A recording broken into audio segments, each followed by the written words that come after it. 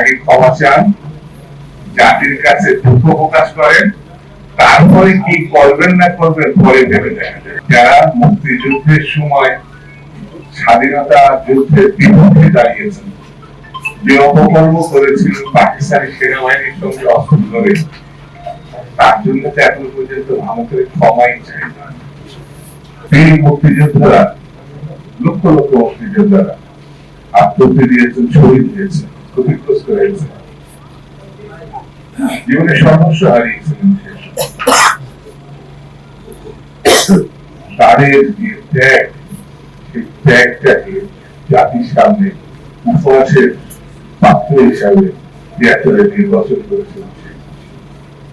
সেই জন্য মুক্তিযুদ্ধকে মুক্তিযোদ্ধাদের যে অঙ্কার ইতিহাস, তার সঙ্গে শেখ মুজিবের কোন সম্পর্ক ছিল না। তিনি পাকিস্তানে ছিলেন, মুক্তিযুদ্ধের প্রারম্ভে 26শে মার্চে চলে গেছেন, কেউ বলে আত্মসমর্পণ করেছেন, কেউ বলে নিরাপদ স্থানে চলে গেছেন। কিন্তু তিনি দাবি করেন তিনি প্রধান কমান্ডার, তার দল দাবি করে, আওয়ামী লীগ দাবি করে প্রধান কমান্ডার কখনো পালিয়ে যায়। আমাদের বীর মুক্তিযোদ্ধা আমার পাশে যারা বসে আছেন, তারা আমাদের নেতৃত্ব দিয়েছে, আল্লাহ তাদের জীবন রক্ষা করেছেন। তারাও অনেক শহীদের মতোই হয়তো শহীদ হয়েছে। শেখ মুজিবের শহীদ হওয়ার কোন বন্ধুরা, তার ধারাবাহিকতা একসময় শহীদ জিয়াউর রহমানের এসেছিলেন।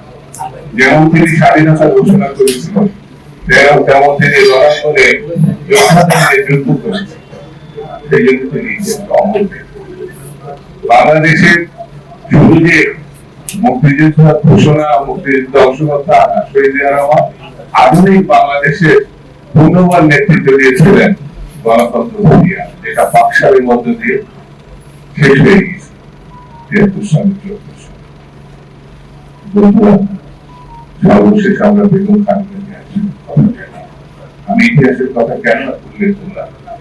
বাংলাদেশ এখন যুব সন্দিগ্ধ,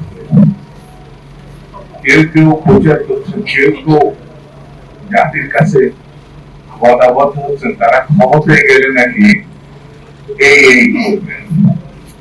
যারা মুক্তিযুদ্ধের সময় স্বাধীনতা যুদ্ধের বিপক্ষে দাঁড়িয়েছেন, যে অপকর্ম করেছিল পাকিস্তানি সেনাবাহিনীর সঙ্গে অস্ত্র ধরে, তার জন্য তো এখন পর্যন্ত ভারতের ক্ষমাই চাই না।